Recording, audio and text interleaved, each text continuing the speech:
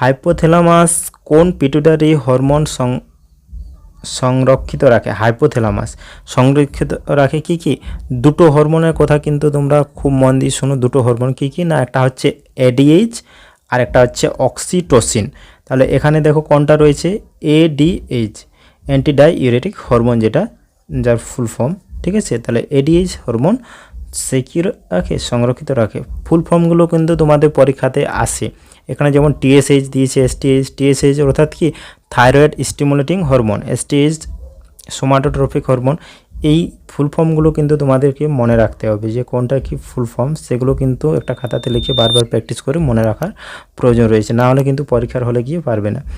এরপর দেখো 17 দাগ, এটা খুবই গুরুত্বপূর্ণ একটা প্রশ্ন, মাধ্যমিক 2018-তে এসেছে, তাহলে এই প্রশ্নটা জোর দেওয়া দরকার। কেমন? এই প্রশ্নের সঠিক উত্তরটি অবশ্যই তোমরা কমেন্টের মাধ্যমে দেওয়ার চেষ্টা করো ও এরকম আরও প্রশ্ন উত্তর দেখার জন্য চ্যানেলটিতে নতুন হলে অবশ্যই সাবস্ক্রাইব করে রেখো।